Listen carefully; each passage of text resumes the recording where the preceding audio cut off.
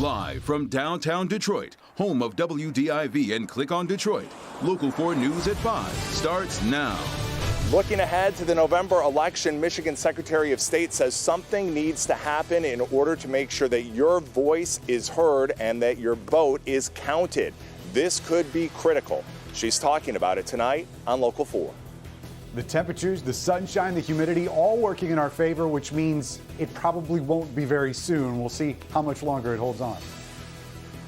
Okay, Ben, but we begin with a Washtenaw County Sheriff's deputy facing multiple charges of sexual assault involving 3 different women. Thanks for being with us for the news at 5. The charges announced today date back to Deputy D'Angelo McWilliams' time as a student at Eastern Michigan University. That's between 2015 and last year. In total, McWilliams faces 2 counts of first-degree criminal sexual conduct and 1 count of domestic violence. Larry Spruill, following this, he's got more on where and when these alleged assaults happened. Larry. Yeah, Devin, we're talking about at least 2 of these incidents happened at a fraternity house on the campus of Eastern Michigan. And tonight, this deputy is facing charges dating back to 2015. 24-year-old Washtenaw County Deputy D'Angelo McWilliams faced a judge for the first time Wednesday morning for some serious charges. Your Honor, this defendant is charged with very serious counts, 2 counts of criminal sexual conduct in the first degree, which have a maximum penalty of life in prison. And also 1 count of domestic violence. Local 4 learned these charges date back to 2015 on the campus of Eastern Michigan University. Recently, investigators were contacted by a female who reported that she had been sexually assaulted while a student at EMU. These were very brutal, forceful, and violent sexual assaults for the 3 counts of criminal sexual conduct. Williams' attorney told the judge his client is a deputy with Washtenaw County Sheriff's Office, and these allegations happened when he was 20 years old.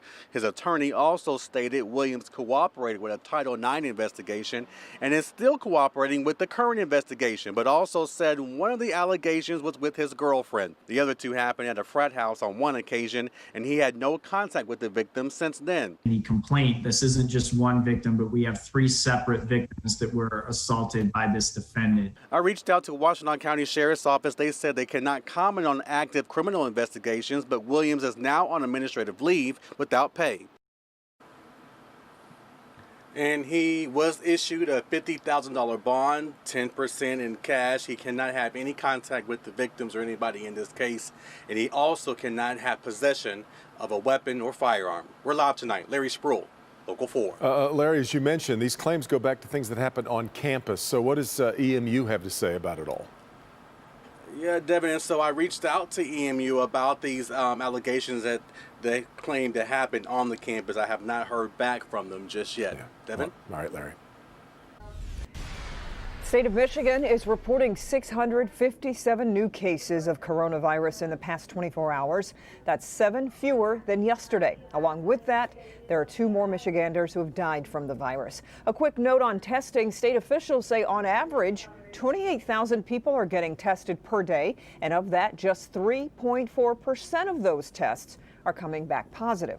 Governor Whitmer, meanwhile, today signed an executive order declaring racism as a public health crisis. She says the state needs to address that problem head on. Rod Maloney was at today's news conference and has the background on what the governor is looking to accomplish. Rod?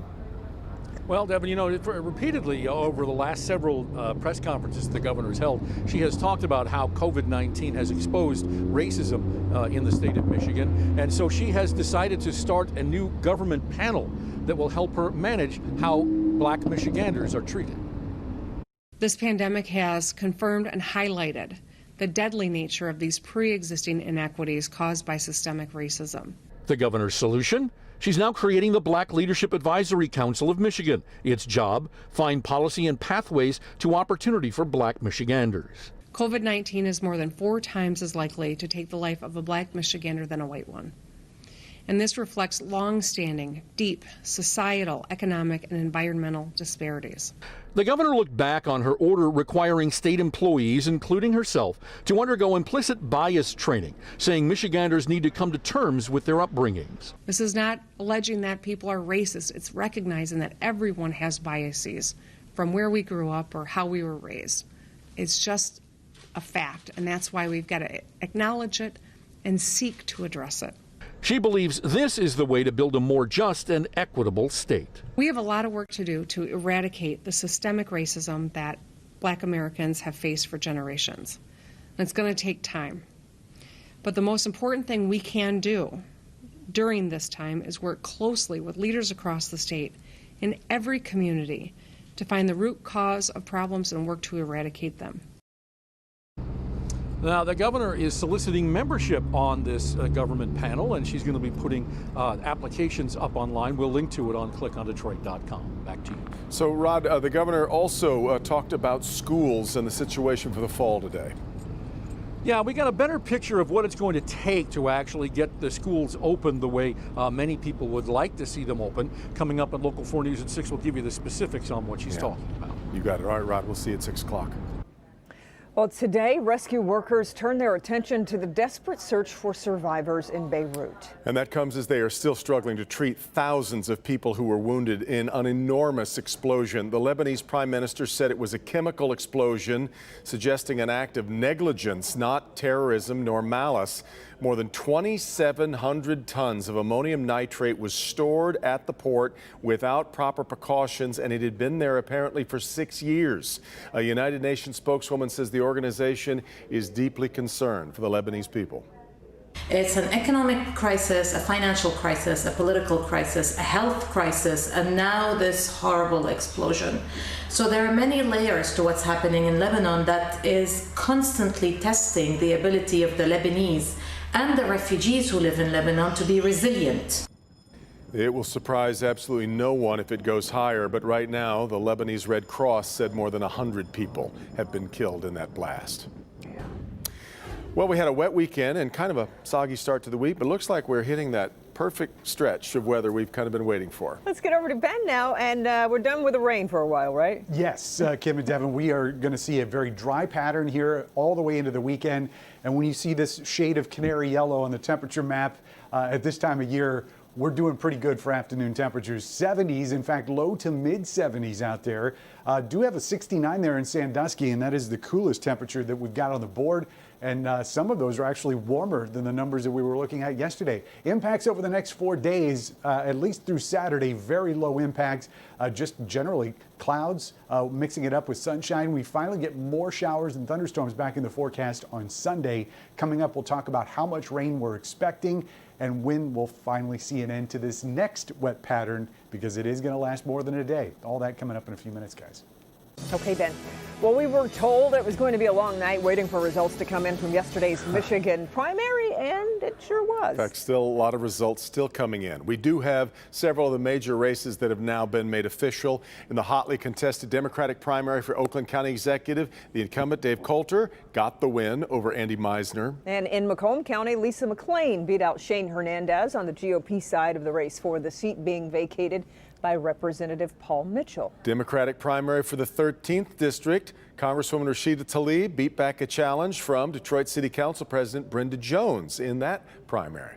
Now, with almost all of the absentee ballots counted, we wanted to get a sense of how things went and what that means now for the bigger election, at least as far as turnout goes in the fall. And for that, we turn to consumer investigator Hank Winchester for a bit of a report card on yesterday's election. Hank, how'd it go? Yeah, Kimberly, Devin, you talked to the governor, you talked to the Secretary of State. They both say they're very pleased with how things played out yesterday. The number of absentee voters in the state, that was record-breaking. The concern now, moving to November, and if something doesn't change, the Secretary says, well, there could be a big problem. The number of absentee voters in Michigan during the primary, record-breaking, more than 2 million altogether. Some first-time absentee voters a bit nervous voting this way, but with COVID-19 concerns raging, this seemed like a safer, easier option. It's a little bit scary.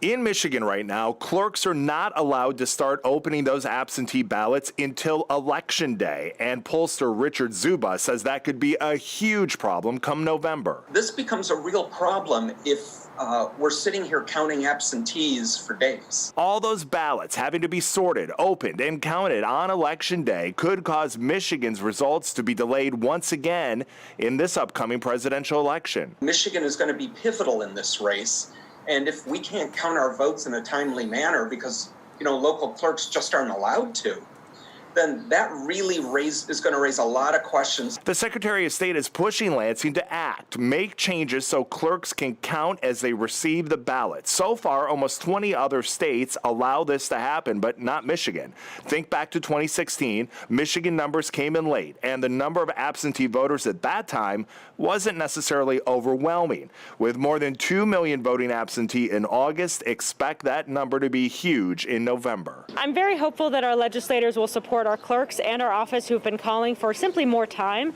to handle what could be 3 times as many ballots sent through the mail this November than ever before. Yeah, the reality is you're looking at the possibility, people guessing, of up to 5 million people voting absentee for the general election in November. That is why the Secretary is pushing and saying clerks simply need more time if people want reliable and fast results. We're live here tonight. Hank Winchester, help me, Hank. Yeah, okay, Hank, thanks. And with results still coming in, our team at clickondetroit.com is constantly updating them as the numbers change. You can find the link right in the top stories section of our homepage on clickondetroit.com. All right, we've got much more to come here at 5. Let's check in with Nick. Detroit Casino is finally allowed to reopen again. So what happened on the first day? Traffic was backing up, people waiting for hours to get in, but a lot of people are in now. We'll show you what changes happened and why people said they had to be here on opening day. Okay, Nick, and Help Me Hank is back with an important warning involving certain hand sanitizers, why they could actually be dangerous. But first, we're taking you to the front line in the push to find a coronavirus vaccine, and it is right here in Detroit. That's next.